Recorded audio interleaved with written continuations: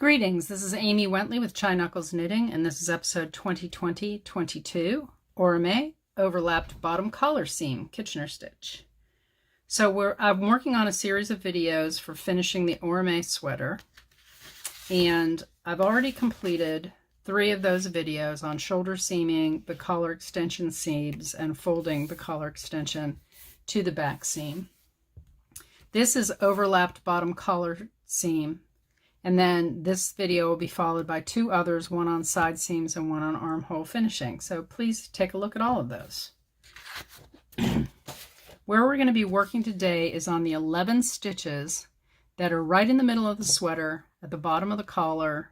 There are 11 on the right side and 11 on the left side that overlap at this point, and we're going to Kitchener stitch those together. Excuse me. Your pattern says on the wrong side of the work, pick up the 11 stitches at the base of the collar marked by waste yarn onto a DPN. So this is the wrong side of the work.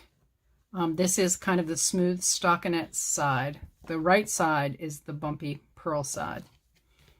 So I picked up the 11 stitches here, and then I will pick up the 11 stitches on the other corresponding piece from the wrong side. And all you do is you just pick up the stitches.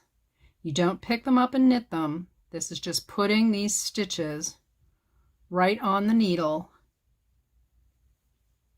so that you can work the Kitchener stitch on them in a minute. Okay, so I've got my 11 stitches on there, the 11 stitches here. The Kitchener stitch is described in the pattern on the special techniques page, so you can always go there if you want more information. You're going to start by cutting a piece of working yarn about 3 or 4 times the length of, or the width of the stitches on your needle, and threading that yarn through your working yarn through a tapestry needle. And I'm using a different color here so that you can see it better, but you will actually be using the color, your sweater's working yarn. So you're going to hold these 2 double-pointed needles parallel to one another. And we're going to call this the front needle, and we're going to call this the back needle. And you're going to be doing a cadence of stitches all along. You should be in a quiet place when you do this. You can't be watching an action movie or holding a conversation. This is something you're really going to have to concentrate on. And the Kitchener stitch is done in sets of 4 stitches. So we're going to start on the front needle, and we're going to insert our tapestry needle into the first stitch here as if to purl, just like you were going to purl that stitch, but you're going to pull the working yarn all the way through, and you're going to leave a tail. Okay, and you are going to leave this stitch on the needle. So front needle, insert as if to purl, and leave it on the needle. Then you're going to go to the back needle, and you're going to go to the first stitch on the back needle, and you're going to insert again as if to purl, and you're going to purl the yarn, pull the yarn through. One thing you have to be careful of and make sure of is that your yarn is going under the needles. You don't want the yarn to be on top of the needles like that. You want the yarn to be under the needles. The yarn's always going to be traveling under both needles and between them. Okay? Now you insert it on the back needle as if to purl, but this time, and you pulled the yarn through, but this time you are going to drop that first stitch off the needle. So we've got that. And you might want to just pull your yarn a little bit to make it snug. These guys should be cozied up to one another pretty well. Now you're going to go to the second stitch, the next stitch. You dropped one off, you're going to the next stitch on the back needle, and you're going to insert your tapestry needle as if to knit. Make sure I don't split any yarn here. So as if to knit, and you're going to pull the yarn through, and you are going to leave that stitch on the back needle. You are not going to drop it off. Then you're going to come back to the front needle, and this stitch that you worked before, you're going to work it again, and this time you're going to insert your needle as if to knit, and you are going to make sure you leave the yarn under the needles here, not on top. You're going to pull that yarn through, and then you are going to drop that stitch, that first stitch, off the front needle. And then pull things a little bit, not too tight, but just pull them snugly. And that was your first set of 4 stitches. I'm going to go through it a couple more times and we'll get the cadence going here. Okay. So it's going to be insert front needle, insert as if to purl. I'm sorry. Yeah, as if to purl. And leave on the needle. Then you're going to go to the back needle and you're going to insert as if to purl. But you're going to drop it off the back needle. And then you're going to insert back needle, insert as if to knit.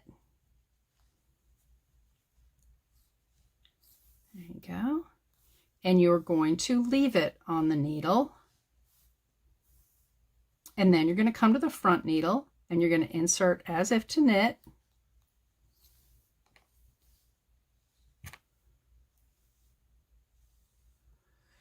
And you're going to drop that stitch off the front needle.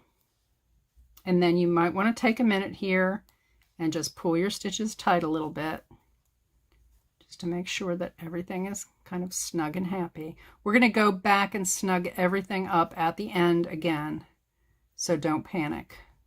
Okay? So there you go. Whoops.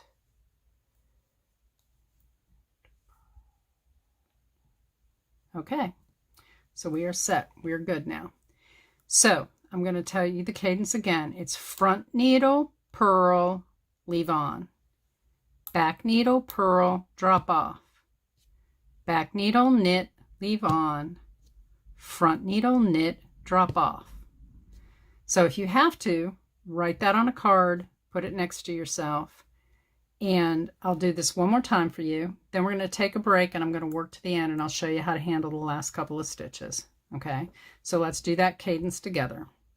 So it's going to be, and keep your yarn under the needles, front needle, purl, leave on.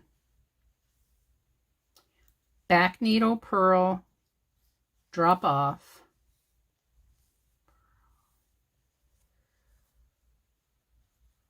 And keep that yarn under the needles, purl, drop off, back needle, knit,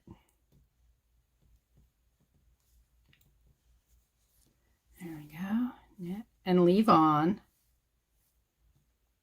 and then front needle, knit,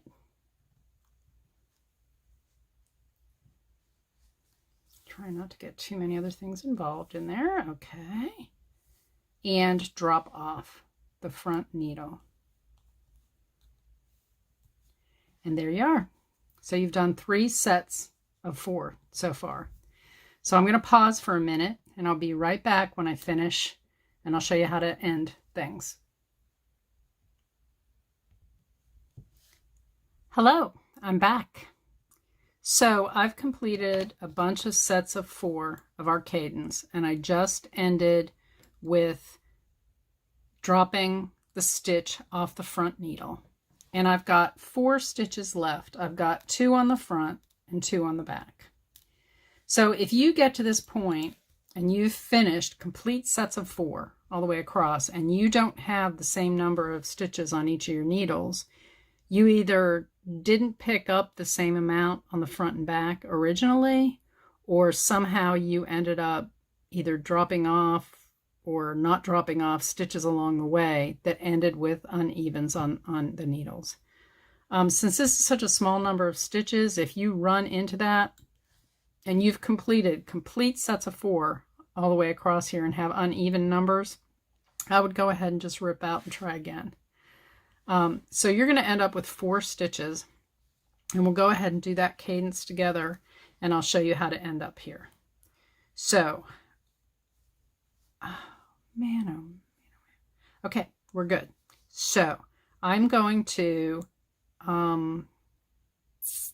insert into the stitch as if to purl on the front needle, and I'm going to leave it.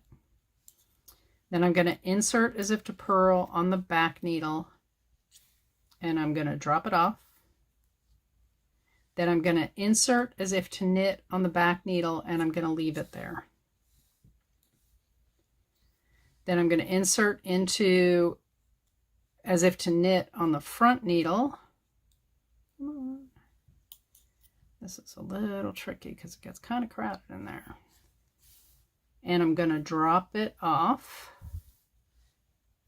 And then I am left with 2 stitches on my needle. Okay, and then I am going to just start the cadence over again, but in each case here I'm going to drop off the needle. So I'm going to insert as if to purl and drop off the needle, and then I'm going to insert the back as if to knit and drop off the needle. And then you are done. And you are going to be left with something that looks like this. And then what's going to happen is this is going to be the bottom of your collar that overlaps there. Let me show you what it looks like on the sweater. This is the front of the sweater. So this is actually going to be the other side of your Kitchener. Your Kitchener stitch is actually on the inside of the sweater, and you can see it happening there. These 2 pieces were Kitchenered together. Okay, so that's it for this installment. Please come back for the next video on how to do Orime side seams. We'll see you then. Bye-bye.